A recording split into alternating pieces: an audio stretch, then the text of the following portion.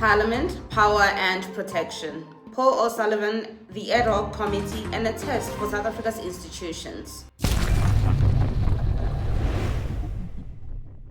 Hello and welcome to News and Politics. My name is Nikki Wenimo. Before we continue with this video, please do not forget to subscribe, comment, and like the video. South Africa has laws, it has commissions, it has parliament, it has committees, inquiries, and oversight structures. What it does not always have consistently is safety for people who participate in those processes. When a witness says, "I fear for my life," that is not theater. That is a stress test for democracy.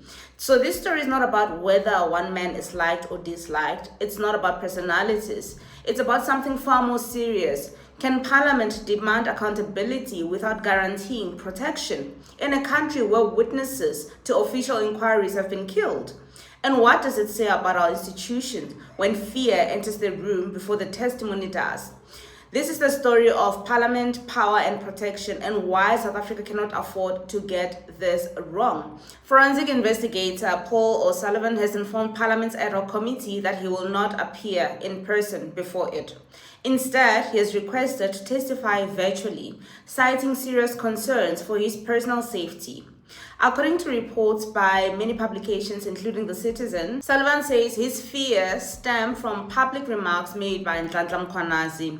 O'Sullivan alleges that statements attributed to Mkhwanazi, including a warning that, and I quote, "this country must not sit back and be run by Paul O'Sullivan," and that people may, and I quote, "take it upon themselves to do something drastic if government fails to act that amounts to incitement."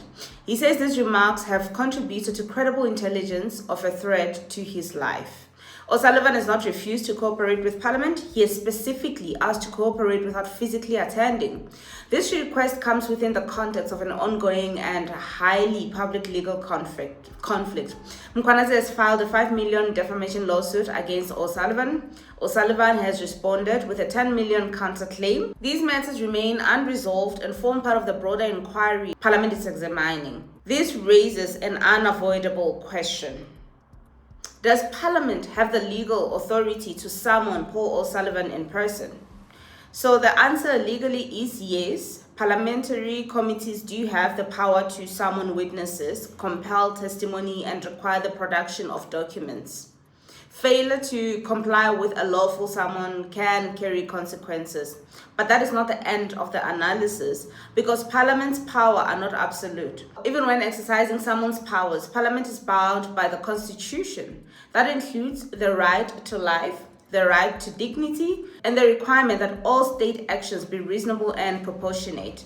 This means Parliament cannot exercise its authority mechanically. So when a witness raises specific and contextual safety concerns, Parliament has a duty to assess the credibility of those risks, consider reasonable alternatives, and protect the dignity of the oversight process. So virtual testimony is not unprecedented in South Africa. It has been permitted in circumstances involving safety, health, or security concerns. So the issue is not whether Parliament can compel attendance. The issue is how responsible that power is exercised. Now let's talk about why safety concerns cannot be dismissed. So South Africa does not debate witness safety in theory. We debate it through experience and tragedy. During the Madlanga Commission, witness D, later identified as Marius van der Merwe, gave evidence about serious corruption, murder, allegations, and alleged cover-ups within the Ekurhuleni Metropolis Department. His testimony implicated senior officials, including the then-acting EMPD chief, Julius Mkhwanazi. In late 2025, Marius van der Merwe was shot and killed. I think that was just like a month ago, in front of his wife and children, after participating in a formal judicial process. That killing was not symbolic, it was targeted. And it has permanently altered how South Africans must view claims of witness intimidation. So against that backdrop, safety concerns raised before Parliament cannot simply be brushed aside. I think it's also very important to clarify that O'Sullivan is a witness, not a whistleblower. Paul O'Sullivan is not appearing as a whistleblower. He is appearing as a witness. So that distinction is critical. A whistleblower typically exposes wrongdoing from within an institution and seeks statutory protection. A witness is called or invited to give evidence, often in a contested adversarial environment. O'Sullivan falls into the second category. He is also an accused party. It must also be stated clearly and fairly that O'Sullivan is not a neutral actor. He has been publicly accused by Nhlanhla Mkhwanazi and Cedric Nkabinde. Those accusations include claims of intimidation, improper conduct, and abuse of influence. These allegations are disputed and unresolved. So this means Parliament is not only hearing from O'Sullivan, it is also examining claims about him. That context is essential. So does Parliament have moral standing to insist on physical attendance? So this is not about shielding anyone from scrutiny. It is about ensuring that oversight does not become reckless. This is why leadership will matter the most. They need to come up with a strategy that works, because Sullivan's claims for safety are very credible.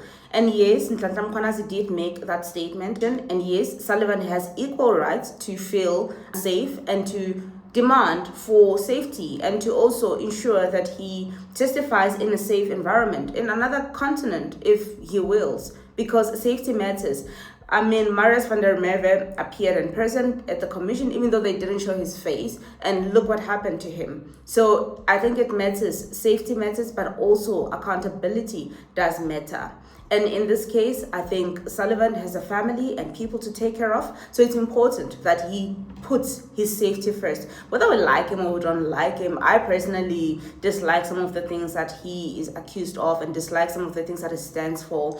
I mean, he was one of the first people to jump up and say Nhlanhla Mkhwanazi is corrupt. He received a Gucci bag or a bag when the first claims, when Nhlanhla first came out with his allegations against the Minister of Police. So he is, in my opinion, a bad actor, but his safety matters as well. So we need to be fair and balanced in our approach of how we treat this. He should not sacrifice his life at the altar of a commission that will not protect him. Our government needs to do a better job. They failed Marius van der Merwe just last month. They failed him. He got gunned down at the last day of the commission testimony. So that was not, that's not something to be taken lightly. And we need to be fair in all our analysis and approach, because he is having a credible threat question. And if I were him, I'd testify from another continent altogether, because South Africa will not protect you. They failed to protect a credible witness. So why put yourself through that? Even though he is the accused party, still, it matters. It matters their approach, and it matters how everything is dealt with. That's it from News and Politics. My name is Nikki Wenimo, and please don't forget to subscribe and share the video, like, comment. Let me know what you think in the comment section below. Do you think he has a right to say no? Do you think he should be compelled to testify in person like everyone else? Or what is your take on this matter? Let me know what you think in the comment section. Until next time, stay informed, stay sharp, stay winning.